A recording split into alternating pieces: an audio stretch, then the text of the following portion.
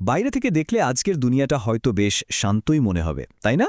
কিন্তু পর্দার আড়ালে এমন একটা আগুন জ্বলছে যা থামানোর ক্ষমতা কিন্তু কোনো বিশ্ব শক্তিরই নেই। চলুন আজ আমরা দেখব কিভাবে পুরনো দিনের ভবিষ্যৎবাণীগুলো আজকের বিশ্বের মানচিত্রটাই নতুন করে এঁকে দিচ্ছে। তো প্রশ্নটা হলো, এই যে বিভ্রান্তির কথা বলা হচ্ছে, এটারই প্রতিধ্বনি কি আমরা আজকের বিশ্বের সবচেয়ে বিপজ্জনক 3টা জিওপলিটিক্যাল সংঘাতে শুনতে পাচ্ছি? চলুন এই সম্ভাবনাটাই একটু খতিয়ে দেখা যাক। তো আমরা শুরু করছি মধ্যপ্রাচ্য দিয়ে, মানে আমাদের এই গ্রহের এখনকার সবচেয়ে ভলেটাইল, সবচেয়ে অস্থিতিশীল যুদ্ধক্ষেত্র। দেখুন, অনেক পুরনো ধর্মগ্রন্থে কিন্তু ঠিক এই অঞ্চলেই একটা বড়সড় সংঘর্ষের কথা বলা আছে, আর সেখানে শাম বলে একটা জায়গার উল্লেখ আছে, যেটা বলতে আসলে আজকের দিনের সিরিয়া, লেবানন, জর্ডান আর ফিলিস্তিন, এই পুরো এলাকাটাকে বোঝানো হতো। আর আজকের পরিস্থিতি মনে হচ্ছে যেন ঠিক ওই ভবিষ্যৎবাণীরই একটা প্রতিচ্ছবি। একদিকে দেখুন, ইসরায়েল সমানে সিরিয়ায় ইরানের সামরিক ঘাঁটিতে হামলা চালাচ্ছে, জবাবে ইরানও প্রতিশোধের আগুন জ্বালানোর হুমকি দিচ্ছে। একদিকে আমেরিকা আছে ইসরায়েলের সাথে, তো অন্যদিকে রাশিয়া আর চীন দাঁড়িয়েছে ইরানের পেছনে। অবস্থাটা এতটাই নাজুক।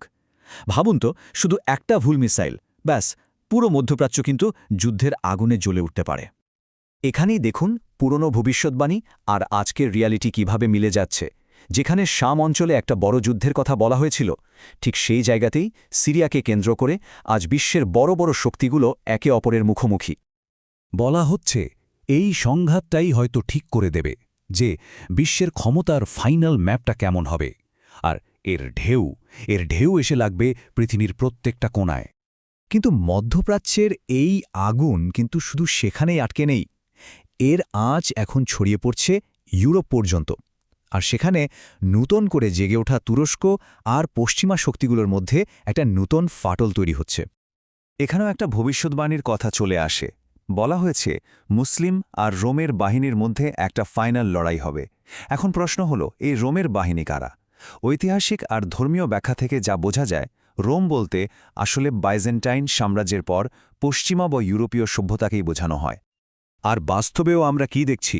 তুরস্কের যে সামরিক আর রাজনৈতিক শক্তি বাড়ছে, সেটা ইউরোপের জন্য একটা বড় মাথাব্যথার কারণ হয়ে দাঁড়িয়েছে। তুরস্ক কিন্তু ন্যাটোর মেম্বার, কিন্তু তারপরেও পশ্চিমা দেশগুলোর সাথে ওদের সম্পর্ক প্রায় ভাঙনের মুখে। বিশেষ করে পূর্ব ভূমধ্যসাগরের গ্যাস বা প্রাকৃতিক সম্পদ নিয়ে যে ঝামেলাটা চলছে, সেটা কিন্তু পরিস্থিতি আরও জটিল করে তুলেছে। তো $1 মিলিয়ন কোয়েশ্চেন এখন একটাই, তুরস্ক কি ন্যাটো থেকে বেরিয়ে যাবে? কারণ যদি সেটা হয়, তাহলে কিন্তু একটা নতুন মুসলিম সামরিক জোট আর ইউরোপীয় জোটের মধ্যে সরাসরি একটা সংঘাত শুরু হয়ে যেতে পারে। আর এই সিচুয়েশনটা আমাদের চোখে আঙুল দিয়ে দেখিয়ে যায় যে একটা মিলিটারি অ্যালায়েন্স বা জোটের ভাঙন কিভাবে জাস্ট এক মুহূর্তে পুরো বিশ্ব ইতিহাসের গতিপথটাই বদলে দিতে পারে। আচ্ছা, এবার আসা যাক আমাদের তৃতীয় এবং ফাইনাল কনফ্লিক্ট জোনে, এশিয়া, যেটাকে এখন পরাশক্তিদের ফাইনাল লড়াইয়ের স্টেজ বা মঞ্চ বলা হচ্ছে। ধর্মীয় টেক্সটগুলোতে বলা আছে মানব ইতিহাসের শেষের দিকে বড় বড় ফিতনা বা অস্থিরতা শুরু হবে পূর্ব দিক থেকে। আর আজকের দিনে আমরা কি দেখছি? আমেরিকা আর চীনের মধ্যেকার কোল্ড ওয়ার এখন প্রায় সরাসরি সংঘাতের দিকে যাচ্ছে। সাউথ চায়না সিটও রীতিমতো একটা সামরিক মহড়ার জায়গায় পরিণত হয়েছে। একদিকে রাশিয়া সরাসরি চীনের পাশে, অন্যদিকে ভারতও নতুন সব মিলিটারি জোটে যোগ দিচ্ছে। আর সবচেয়ে ভয়ঙ্কর ব্যাপার কি জানেন? এই সংঘাতের একেবারে কেন্দ্রে যে 3টা দেশ আছে, চীন, ভারত আর পাকিস্তান, এরা সবাই কিন্তু নিউক্লিয়ার পাওয়ার, মানে একটা ভুল পদক্ষেপ আর মানব সভ্যতাটা বিপদে পড়ে যাবে। এখানেও দেখুন সেই একই প্যাটার্ন, ভবিষ্যৎবাণী আর বাস্তবতার মধ্যে একটা অদ্ভুত মিল। যেখানে বলা হয়েছিল পূর্ব দিক থেকে অস্থিরতা বাড়বে, আজ দেখুন বিশ্বের সব জিওপলিটিক্যাল ফোকাস কিন্তু এখন পূর্ব দিকেই। মেসেজটা খুব ক্লিয়ার, তাই না?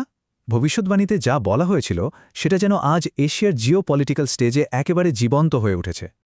তো আমরা এতক্ষণ 3টা আলাদা আলাদা সংঘর্ষের কথা বললাম, কিন্তু এগুলো কি সত্যিই আলাদা, নাকি এগুলোর মধ্যে কোনো গভীর কানেকশন আছে? মধ্যপ্রাচ্যের আগুন, ইউরোপের বিভেদ আর এশিয়ার পরাশক্তিদের লড়াই, আপাতদৃষ্টিতে এগুলোকে আলাদা মনে হলেও আসলে এগুলো একই গল্পের 3টা পার্ট। সোর্স মেটেরিয়ালগুলো কিন্তু ঠিক এটাই বলছে। এই জিওপলিটিক্যাল ঘটনাগুলো কোনো বিচ্ছিন্ন ঝড়ঝাপটা নয়, বরং এগুলো একটা বিশাল চক্রের অংশ, একটা সাইকেল যা পুরো বিশ্বকে একটা নির্দিষ্ট পরিণতির দিকে টেনে নিয়ে যাচ্ছে। এই 3টা সংঘর্ষ আসলে একই প্রস্তুতির এক একটা স্টেজ, আর সেই ফাইনাল প্রস্তুতিটা কিসের জন্য? দাজ্জালের আগমনের জন্য মঞ্চ তৈরি করা। এই সব কিছু জানার পর একটা প্রশ্ন কিন্তু থেকেই যায়। এই যে এত বড় একটা পরিবর্তন আসছে, এর জন্য আমাদের এই পৃথিবী কি প্রস্তুত? আর তার চেয়েও বড় প্রশ্নটা হল ব্যক্তিগতভাবে আমরা নিজেরা কি এই ভয়াবহ সময়ের জন্য প্রস্তুত?